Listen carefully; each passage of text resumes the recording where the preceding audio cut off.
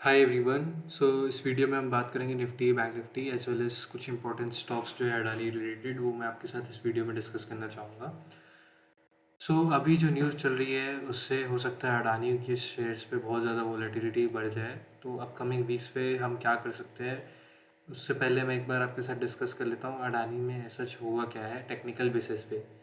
First of all एक learning मैं आपके साथ शेयर करना चाहूँगा। कभी भी कोई भी स्टॉक्स या कोई भी आप एसेट चूज़ कर लीजिए, अगर उसमें 90 डिग्री का या उससे आसपास कोई आपको मोमेंटम अपसाइड या डाउन साइड कहीं पे भी देखने को मिले, तो उसके रिवर्सल्स बहुत स्ट्रांग होते हैं। हो सकता है हम अपने प्रॉफिट्स बुक ना कर पाएँ और मार्केट अपने प्राइस से भी नीचे चले जाए। ऐसा सिर्फ अडानी के शेयर्स में ही नहीं देखने को मिला है। अगर मैं बहुत रीसेंट एग्जांपल दूँ जिससे आप भी रिलेट कर सकते हैं, दैट इज़ बिटकॉइन। जब से हमने बिटकॉइन का नाम सुना है, एक बहुत अच्छी रैली देखने को मिली है। दैट इज़ अराउंड 90% की रैली, 90% नहीं 90 डिग्री की रैली देखने को मिली है। तो इनका जब रिवर्सल्स भी होता है ना, तो गाइस बहुत स्ट्रॉन्ग रिवर्सल्स होते हैं, जिसमें क्या होता है हमें प्रॉफिट्स बुक करने के भी चांस नहीं मिलते। It's a very good learning. अगर यहाँ से आप कुछ समझते हैं ना, तो आपको ये पता चल जाएगा इन स्टॉक्स से बहुत जल्दी एग्जिट होना पड़ता है। कोई भी रिवर्सल स्पॉट्स हो, यहाँ पे आपको रिवर्सल्स में बहुत अच्छे से एग्जिट करना पड़ता है। और अगर आपको प्रॉफिट्स अच्छे कमाने भी हो, तो यहाँ पे शॉर्ट्स की पोजीशन बना के आप अच्छा प्रॉफिट भी कमा सकते हैं। अडानी में अब क्या करा जा सकता है, एक बार मैं वीकली टाइम फ्रेम पे चलता हूँ। एक न्यूज़ चल रही है कि अडानी जो है अपने रोड शोज़ करने जा रहा है सिंगापुर और हांगकांग में। वहाँ पे जो बड़े बड़े बैंक्स हैं वहाँ से वो फंड रेज करने जा रहा है थ्रू बॉन्ड्स। अगर बॉन्ड्स से उनको पैसा मिलता है नहीं मिलता है, दैट्स अनदर मैटर। हो क्या सकता है यहाँ पे, एक कुछ बड़ा गेम भी हो सकता है गाइज, वो मैं आपके साथ एक शेयर करना चाह रहा हूँ। जो अडानी की ऑफशोर्स कंपनी है, वहाँ से पैसा अब लाने में बहुत दिक्कत हो रही होगी। जो मेरे को ऐसा लग रहा है कि अगर ये फंड रेज नहीं भी मिलता है और अडानी को अपने स्टॉक प्राइसेस ऊपर भी करने हैं, तो उनको फंड्स की तो ज़रूरत है ही। अगर इनको ऊपर करना है तो ऐसे ना कैसे उनको पैसे लाने ही पड़ेंगे। तो पैसे लाने का अगर फंड रेज से मिलता है तो इट्स ओके, हो सकता है प्राइसेस ऊपर जाएंगे। और नहीं भी मिलता है तो अपनी जो ऑफशोर एंटिटीज़ है उनका पैसा वापस से लगा सकते हैं, ये बहाना दे के कि हमने जो फंड रेज करा है उसका पैसा वापस से आया हुआ है। सो एज सच में हो कह सकता है गाइस कि अडानी का जो शेयर है वापस ऊपर की तरफ जाए। मैं ये कोई इन्वेस्टमेंट एडवाइस या कोई टिप वगैरह नहीं दे रहा हूँ आपको, बट हो सकता है जो प्रोबेबिलिटी है वो मैं बता रहा हूँ। जो न्यूज़ आ रही है उसके बेसिस का जो न्यूज़ का डिकोडेशन होता है वो मैं आपको दिखा रहा हूँ। हो सकता है मार्केट में वापस अडानी के जो स्टॉक्स है उस पर अपर सर्किट लगे, वापस से प्राइस ऊपर की तरफ जाए। तो एज एन रिटेल इन्वेस्टर्स हमें ज़्यादा कोई इन्वेस्टमेंट करना नहीं चाहिए अडानी के शेयर्स में, क्योंकि हो सकता है जो मैं एनालिसिस कर रहा हूँ वो कम्प्लीटली गलत भी हो जाए और back to back lower circuits लगने लग जाए। एज अ रिटेल इन्वेस्टर्स जिसका फंड बहुत छोटा है, उसको अडानी के शेयर्स पे बिल्कुल भी काम नहीं करना चाहिए।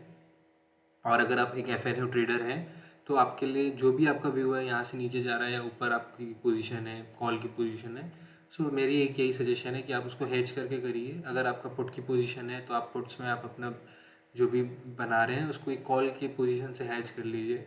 अगर एनी केस अगर अपर सर्किट भी लगने लगते हैं तो आपके जो प्रॉफिट्स है वो प्रोटेक्टेड हो जाएंगे। और अगर मार्केट ऊपर भी जाता है तो आपको कॉल्स में अच्छे प्रॉफिट हो सकते हैं। तो इन एनी केस आप विन विन सिचुएशन में रहेंगे, क्योंकि वॉलेटिलिटी अभी भी इस शेयर में बहुत रहेगी। तो that would my only suggestion कि आप अपने कॉल पुट्स से हेज करके अपनी पोजीशन बना सकते हैं अडानी में, there is no harm. Coming back to the Nifty, क्या हमारा डिस्कशन है इस हफ्ते के लिए वो मैं आपके साथ शेयर कर लेता हूँ। निफ्टी की अगर हम चार्ट्स देखें तो वीकली टाइम फ्रेम पे जो हमारा पहले भी डिस्कशन हुआ था कि अभी भी वीकली जो टाइम फ्रेम है वो बेयरिश है, क्योंकि लाइन चार्ट्स के बेसिस पे कोई भी हमें स्विंग के ऊपर क्लोजिंग देखने को नहीं मिली। हालांकि जो डेली टाइम फ्रेम है वहाँ पे 18,100 के आसपास गया था market, but that was a very good level to short, क्योंकि यहाँ से बहुत बड़ा सेल ऑफ देखने को मिला था। वैसे ही कुछ देखने को मिला इस हफ्ते भी गाइस कि मार्केट ने बहुत अच्छी एक रेड कैंडल बनाई। 3 हफ्ते का करेक्शन जो था पुल बैक था वो मार्केट ने एक हफ्ते में पूरा कर दिया। हालांकि वॉल्यूम थोड़ी सी कम है, बट इट्स ओके। अभी क्या व्यू पॉइंट बन रहा है हमारा वीकली टाइम फ्रेम पे। अगर एक मैं जनरल स्टेटमेंट में या बोल्ड बताऊँ आपको, बोल्डली एक चीज़ बताना चाहूँगा, दैट इज़ मार्केट जो है अभी भी बहुत ज़्यादा चांसेस है कि ये लो और इससे नीचे, दैट इज़ अराउंड 12,500, ये सारे लेवल मार्केट अचीव कर सकता है। क्योंकि जो इंडियन मार्केट का जो सिचुएशन बनाई गई है ना गाइस, इट्स वेरी डिफरेंट। क्योंकि हो क्या रहा है, यूएस मार्केट 25% करेक्ट हो चुका है, इंडियन मार्केट अपने ऑल टाइम हाई के आसपास है। और ये ऑल टाइम हाई पे भी कैसे है, और यहाँ पे बहुत ज़्यादा रिटेल इन्वेस्टर्स फंसे हुए हैं, वो मैं आपको कैसे बता सकता हूँ। क्योंकि जो न्यूज़ हो गई या सोशल मीडिया हो गया, जो हमारे फाइनेंस मिनिस्टर है, सब ने इतना हुआ बना दिया कि जो हमारे रिटेल इन्वेस्टर्स है वो FIIs का जो भी सेलिंग है उसको एब्जॉर्ब कर लेते हैं। तो उससे कॉन्फिडेंस बहुत ज़्यादा बढ़ा दिया है रिटेल इन्वेस्टर्स पे, और यहाँ पे बहुत ज़्यादा बाइंग करा दी गई थी जब ये ब्रेकआउट हो रहा था। तो अब क्या है, जो रिटेल इन्वेस्टर है वो फंस गए हैं, वो अभी भी निकल नहीं पा रहे क्योंकि मार्केट कंसिडरेबली यहाँ के लेवल से बहुत नीचे आ चुका है। सो अब chances of correction will be high. और आप एक एग्जांपल से मैं आपको बताना चाहूँ, अगर आपको एप्पल का शेयर और TCS का शेयर दोनों खरीदने का ऑप्शन मिले, और एप्पल का जो शेयर है वो सस्ता मिल रहा हो कंपेयर टू द TCS, एक जनरल स्टेटमेंट में मैं आपके साथ शेयर कर रहा हूँ। सो आपका क्या व्यू पॉइंट रहेगा, आप एप्पल के शेयर पे ही बाय करना चाहेंगे ना कि इन्फोसिस जैसे शेयर पे जिसकी वैल्यू और जिसका जो वैल्यू क्रिएशन है वो एप्पल से कम है। तो बेसिक सा पॉइंट है, अगर एप्पल के शेयर्स पे या जो भी डेवलप्ड जो स्ट्रॉन्ग शेयर्स है वो अगर आपको सस्ते में मिल रहे हैं, आप अपना पैसा वहाँ लगाएंगे, ना कि थोड़े से वीक या कंपेरेटिवली वीक स्टॉक्स में पैसा लगाएंगे। So this is the only way I am seeing market coming down near around 14,500। This is my first target as for weekly positions. मैं आपको सजेस्ट ये करूँगा कि आप अपनी पोजिशनल्स बना सकते हैं शॉर्ट्स की, जिसमें आप दूर के पुट्स खरीद लीजिए, दैट इज़ मार्च मई जून। यहाँ के आप अपने पुट्स की पोजीशन बनाइए और छोड़ दीजिए उनको। अगर मार्केट 15,000 भी आता है, आपका पुट्स के जो है वो कम से कम 4-5 गुना हो जाएंगे। So that's a very once in a time opportunity जो मेरे को लग रहा है, क्योंकि यहाँ पे देने के लिए सिर्फ छोटा सा स्टॉप लॉस है। अगर 18,300 के आसपास अगर मार्केट वापस से जाता है तब हम अपनी पुट्स की पोजीशन बाहर करेंगे।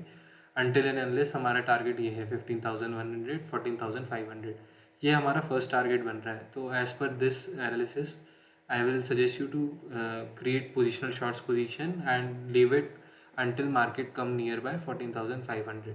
सो अगर इस हफ्ते की बात करी जाए तो क्या हो सकता है गाइस, वो मैं आपके साथ डिस्कस कर लेता हूँ। इस हफ्ते मैंने कुछ ट्रेंड लाइन्स ड्रॉ करी हुई है, वो मैं आपके साथ डेली और इंटरडे टाइम फ्रेम पे डिस्कस करूँगा।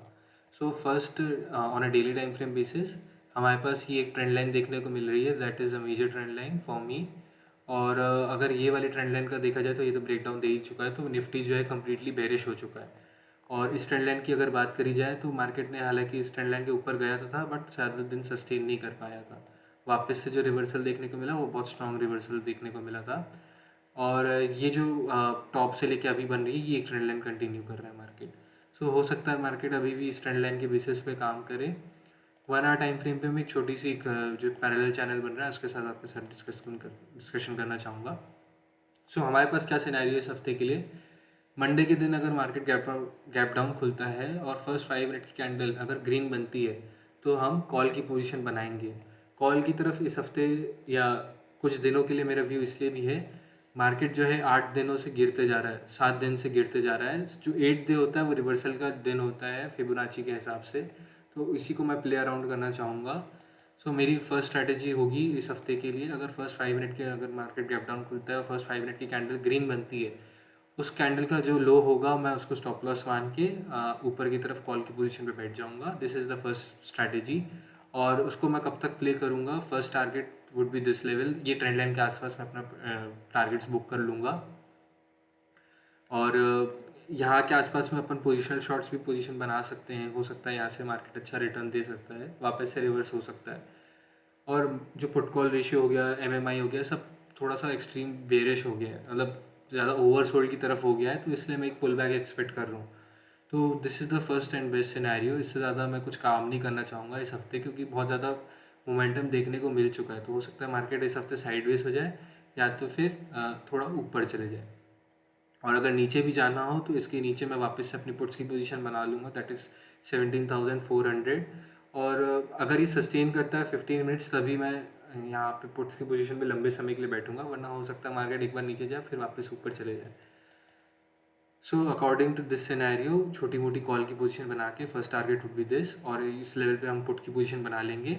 Second target would be this level, that is around ये ट्रेंड लाइन के आसपास आता है तो हम अपनी पुट्स की जो पोजीशन पुट्स है उसकी पोजीशन बनाएंगे। थर्ड वुड बी दिस, ये लेवल्स पे हम पुट्स की पोजीशन बनाएंगे तो हमारे स्टॉप लॉसेस बहुत छोटे हो जाएंगे, और यहाँ से जो हम कॉल का प्रॉफिट लेंगे वो तो अलग ही रहेगी। अभी हो सकता है मार्केट इस पैरेलल चैनल के अंदर काम करे फिर ब्रेकडाउन देखने को मिले। इसलिए मैं कहना चाहूँगा जो वीकली पोजीशन इंट्राडे जो ट्रेड्स लेते हैं वो आप कम कर लीजिएगा क्वांटिटी साइजिंग, और पोजिशनल क्वांटिटी थोड़ी सी लेवल्स पे बढ़ाते जाइएगा। Coming back to Nifty bank, अगर हम इसका भी डिस्कशन कर ले तो let's move on to first weekly charts. Weekly charts में जैसे कि देखने को मिल रहा है कि मेजर ट्रेंड लाइन है जो क्रैश हुआ था कोविड का, वहाँ से एक ट्रेंड लाइन ड्रॉ करी है।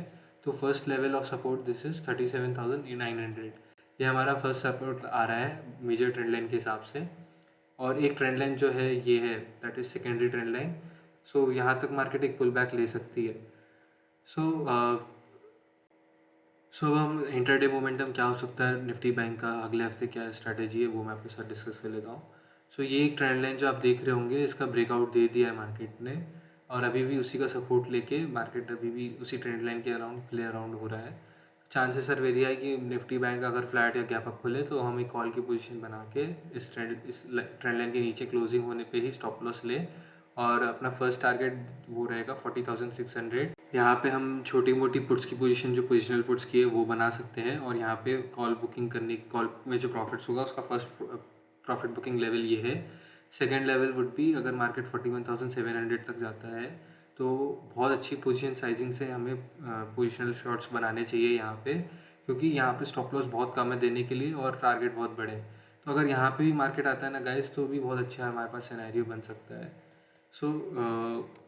फर्स्ट सिनेरियो अगर यही है, मार्केट फ्लैट खुलता है और ऊपर जाता है तो यहाँ पे हम प्रॉफिट बुक करेंगे। Second would be this level, और इन सारे एरियाज पे जैसे कि ये लेवल हो गया, ये लेवल हो गया, यहाँ पे हम पोजीशन जो पुट्स की पोजीशन है वो बढ़ा सकते हैं।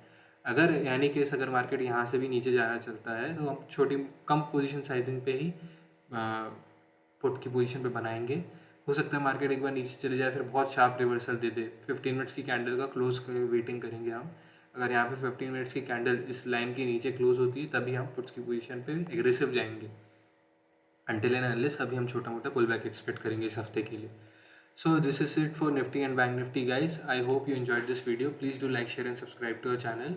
होता क्या है, आपका जो लाइक एंड सब्सक्राइब है आपको ज़्यादा एफर्ट तो नहीं लगेगा, बट हमारा उससे बहुत मोटिवेशन बढ़ेगा और हमारा चैनल की भी ग्रोथ होगी। So this is the only request which I have for you guys.